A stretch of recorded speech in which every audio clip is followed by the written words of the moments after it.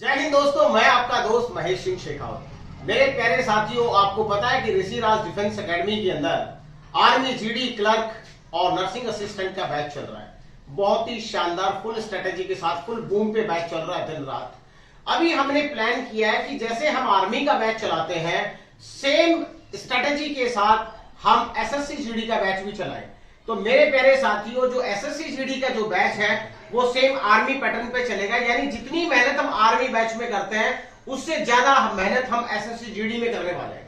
तो अभी हमने एक प्लान किया है कि एसएससी जीडी के बैच को 1 नवंबर से फुल फ्लैश तरीके से चलाया जाए। तो हम अभी हमारे एसएससी जीडी के जो एचओडी है श्री प्रमोद सिंह जी तंवर, जो कि साइंस के स्पेशलिस्ट है, वो बहुत डेप्थ में जानते हैं इस वैकेंसीज के बारे में, कहां से वैकेंसी आती है, कैसे फॉर्म फिलअप होता है, कैसे तैयारी की जाए। ये सारी चीजें आप अभी प्रमोद सिंह जी की जुबानी सुनेंगे। और देखिए, आपको सुनने के बाद ये महसूस होगा कि एक छोटी उम्र में एक व्यक्ति कितना एजुकेशन की प्रति समर्पित हो सकता है। उनके हाव भाव से, उनके जोश से, उनकी प्लानिंग से आपको सारी चीजें पता चल जाएगा। तो एक तरह से आप समझिए कि जो हमारा एसएससी जीडी का जो बैच है वो फुली प्लान्ड है, फुली ऑर्गेनाइज्ड है और सिस्टमेटिक है। और डेफिनेटली रिजल्ट तो आपको पता है आना ही आना है। जब हमारी इतनी तरह काम करने की मोडस ऑपरेंडी है, हमारा काम करने का बेहतरीन तरीका है, तो सुनिए आप बहुत जल्दी प्रमोद सिंह जी की जुबानी। जय हिंद दोस्तों, मैं लेके आया हूं आपके लिए बहुत अच्छी खुशखबरी। वो है एसएससी जीडी, जो कि 10th लेवल की नौकरी है। इसके अंदर 9 वैकेंसीज होती हैं, जिसके अंदर NIA, SSF, CSF, ITBP, BSF, CRPF, Assam rifle और ये सब चीजें लगभग 9 वैकेंसीज होती हैं इसके अंदर। अभी आपके लिए 27 अक्टूबर से फॉर्म फिल होने लगे हैं, जिसके अंदर 24,000 के समथिंग वैकेंसी आ चुकी हैं। इसका जो एज क्राइटेरिया था उसमें भी कोविड-19 की वजह से 3 साल का अब मैं प्रमोद सिंह जी को बीच में इंटरप्ट करना चाहूंगा। जैसा ही उन्होंने बताया कि 9 वैकेंसीज आती है, आप एक लाइन में समझ लीजिए जितने भी अर्धसैनिक बल है, पैरामिलिट्री फोर्सेस हैं, वो सारे के सारे एसएससी जीडी के अंडर में आते हैं। बच्चों, आप लोगों की सुविधा के लिए मैं प्रमोद सिंह जी से कुछ क्वेश्चंस पूछूंगा और आप उनके रिप्लाई को बड़े ध्यान से सुनना। तो प्रमोद सिंह जी, हम थोड़ा सा कुछ क्वेश्चंस बच्चों के क्लैरिफिकेशन के लिए कर देते हैं। तो सबसे पहले मैं आपसे बात करता हूं कि जो इसमें एज क्राइटेरिया है, आप एज क्राइटेरिया बताइए कि क्वालिफिकेशन क्या है और कैटेगरीज वाइज एज क्या है, जनरल की क्या है, ओबीसी की क्या है, ईडब्ल्यूएस की क्या है, एससी और एसटी की। आप पहले एज क्राइटेरिया और एजुकेशन क्वालिफिकेशन बताइए। सर, आज से पहले 18 से 23 जनरल के लिए रखा जाता था और 3 साल 5 साल के लिए एसटी और एससी के लिए इनको एक्सपेंसिव मिलता था इनको। अब 18 से 23 ना करके 23+3 कर दिया। हर कैटेगरी के अंदर 3-3 साल की बढ़ोतरी कर दी है। तो ये बहुत अच्छी बात है। कोविड-19 बहुत अच्छी खुशखबरी की बात ये है कि 3 साल का इनको और अच्छा मौका मिल गया है। जो कोविड-19 में रह गए थे बच्चे, वो वापस फॉर्म फिल कर सकेंगे। तो प्यारे बच्चों की बहुत बड़ी बात है, 3 साल की एज रिलैक्सेशन आपको मिली है। तो जो बच्चे आर्मी में नहीं जा पाए, किसी कारणवश या फिजिकल पास नहीं हो पाए, मेडिकल पास नहीं हो पाए, तो आपके लिए एक लाइफलाइन लेकर आए प्रमोद सिंह जी एसएससी जीडी के रूप में। बहुत ध्यान से सुनिए। अगली बात ये सर, इसमें क्वालिफिकेशन क्या होगी? Qualification 10th level sir. अच्छा, कोई भी जो 10th पास है वो इसके लिए योग्य है? Yes sir. क्या इसमें कोई परसेंटेज है? नहीं सर, नो क्राइटेरिया पर। क्या जिस बच्चे की ग्रेस मार्क है वो इसमें आवेदन कर सकता है? Yes sir. देखिए दोस्तों, आर्मी के अंदर अगर आपके ग्रेस मार्क था तो आप एलिजिबल नहीं थे। सबसे बढ़िया बात आपके ग्रेस मार्क है, जस्ट सिंपल 10th पास होना चाहिए। तो इससे बढ़िया मौका और क्या हो सकता है? अच्छा, दूसरी बात पूछना चाहूंगा सर, आप ये बैच चलाने का प्लान कर रहे हैं, तो हमारा क्या प्लान होगा कि हमारे पास जो भी छात्र आए वो 100% सफलता की ओर जाए? हाँ सर, हमारे पास गारंटेड बैच भी चल रहे हैं और नॉन गारंटेड बैच चल रहा है। गारंटेड बैच की फीस कुछ अधिकतम रहने वाली है, बाकी नॉन गारंटेड बैच की फीस कम रहेगी। हाँ, तो प्यारे छात्रों, गारंटी और नॉन गारंटी का मतलब ये होता है कि जो बच्चे थोड़े से पढ़ने में एडवांस है वो नॉन गारंटी बैच में आते हैं, और गारंटी बैच में वो होता है कि उनको लगता है कि हमें हर हाल में पास होना ही है। देखिए, फीस बहुत बड़ी चीज नहीं है। अगर आप 10-20 हजार रुपए ज्यादा खर्च किए और इस बैच में आते हैं तो डेफिनेटली मैं आपको सजेस्ट करना चाहूंगा कि गारंटी बैच में आइए। थोड़ा सा फीस लेवल आपका ज्यादा हो सकता है, बट सफलता की श्योरिटी ज्यादा हो सकती है। आपने और हमने अगर दोनों ने दिल से मेहनत की तो सफलता आपको निश्चित मिलेगी।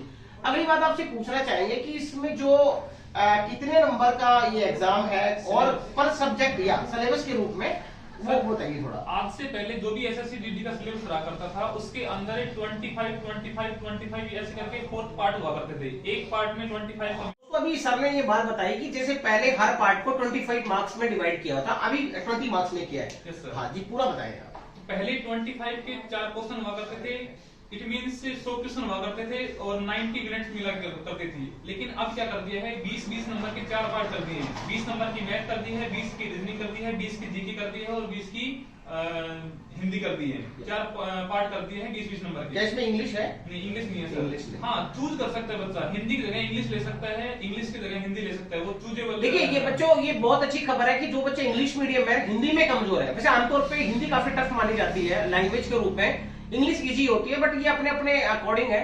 तो ये आपके पास ऑप्शन है, आप हिंदी लेना चाहे हिंदी ले सकते हैं, इंग्लिश लेना चाहे इंग्लिश ले सकते हैं। अब चलिए सर, सब्जेक्ट की बात हमने कर ली है, कितने मार्क्स का है? पहले सब 100 नंबर के क्वेश्चन हुआ करते थे और टाइम मिला करता था 90 मिनट का। ओके। और अब कर दिया है 80 क्वेश्चन कर दिए हैं और टाइम कर दिया है 1 घंटा। 1 घंटा, यानी 60 मिनट में आपको 80 क्वेश्चन करने होंगे। 80 क्वेश्चन करने हैं। आपका थोड़ा डिफिकल्ट कर दिया, एक क्वेश्चन 2 नंबर का कर दिया है, 160 का कर दिया, 80 क्वेश्चन 160। क्या इसमें नेगेटिव मार्किंग है? यस सर, 1/2 नेगेटिव मार्किंग है सर। नेगेटिव मार्किंग भी है। और ये ऑफलाइन है या ऑनलाइन है? ऑनलाइन है सर। ऑनलाइन है। तो दोस्तों यहाँ पे देखिए, बेटर क्या होता है कि जो ऑफलाइन मोड के एग्जाम होते हैं उसमें अगर आपने ओएमआर शीट में गोले को एक बार भर दिया तो परमानेंट हो जाता है। लेकिन यहाँ पे आपके पास रिव्यू सिस्टम भी होता है ऑनलाइन में। अगर आपको लगता है कि आप अपने आंसर से श्योर नहीं है तो आप रिव्यू ले सकते हैं, एट द लास्ट मोमेंट आप डिसाइड कर सकते हैं कि क्या आपको करना है क्या नहीं करना है। तो ये भी एक बहुत अच्छी अपॉर्चुनिटी कि ऑनलाइन एग्जाम ज्यादा इजी हो जाए बताए ऑफलाइन के। तो जो आर्मी वाले बच्चे थे कई बार कंफ्यूज होते हैं कि ऑप्शन ए करूं या बी करूं, और लास्ट में उनको समझ में आता था कि कौन सा ऑप्शन टिक करना है। तो यहाँ पे देखिए सर ने बहुत अच्छे तरीके से आपको सिलेबस के बारे में बता दिया, कितने मार्क्स का होता है वो बता दिया, और सबसे बढ़िया बात है कि क्वालिफिकेशन जस्ट नॉर्मल मांगी हुई है। अच्छा सर, एक बात और करेंगे हम इसके बारे में, जो हाइट, जो फिजिकल मेजरमेंट है, yes sir, height weight chest है, Yes, sir. और उसका क्या सिस्टम है इसमें? सर हाइट रहती है इसमें जनरल के लिए 170 और जैसे जैसे कैटेगरी वाइज। हाँ तो दोस्तों यहाँ पे नोटिफिकेशन पे भी देख सकते हैं जो हाइट है, और पीएसटी या पीईटी फिजिकल स्टैंडर्ड टेस्ट और फिजिकल इंडोरेंस टेस्ट, ये कंप्लीट नोटिफिकेशन पे दिया हुआ है। उसकी प्रोसेसिंग ये रहेगी, पहले सर जनवरी के आसपास एग्जाम होगा इसका, फिर उसके बाद फिजिकल, अगर जो बच्चा एग्जाम में पास हो जाएगा वो फिजिकल में जाएगा। फिजिकल में 5 किलोमीटर रनिंग है और 25 मिनट का टाइम मिलेगा। उसके बाद जैसे फिजिकल पास आउट हो जाएगा बच्चा, फिर मेडिकल पहुंचेगा, मेडिकल के बाद में फिर डॉक्यूमेंट वेरिफिकेशन और फिर ज्वाइनिंग। ये प्रोसेसिंग होती है, विद इन 1.5 ईयर्स में कंप्लीट हो जाती है ज्वाइनिंग। Okay yes sir. और इसकी प्लानिंग हमारी ये रहेगी, सुबह डेली इनको 5 घंटे क्लास दिया करेंगे, उसके बाद इनको 2-3 घंटे लाइब्रेरी दिया करेंगे, फिर डेली इनकी प्रैक्टिस ऑनलाइन करवाएंगे सर हम। ओके, इस ऑनलाइन टेस्ट की प्रैक्टिस ऑनलाइन ही करवाएंगे हम। बहुत ही बेहतरीन। तो देखिए सर ने जो प्लान बताया कि 5 से 6 घंटे की पढ़ाई, उसके बाद में लाइब्रेरी में सेल्फ स्टडी, फिर आपका डेली मॉक टेस्ट वो भी लाइब्रेरी में, तो ये आपके लिए समझ लीजिए कि बहुत ही गोल्डन चांस साबित होने वाला है।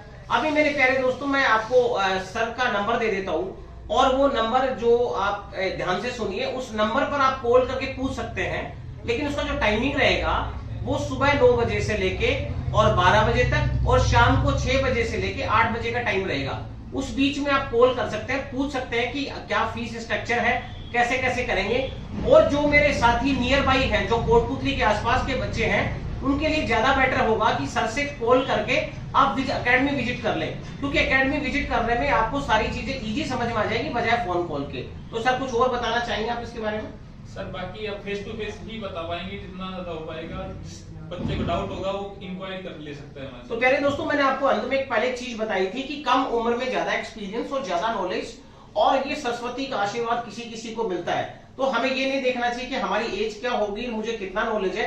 कम एज का व्यक्ति भी, कहते हैं ना कि एसडीएम या डीएम बनने के लिए उम्र बहुत कम होती है और एसएचओ बनने के लिए उम्र ज्यादा होती है।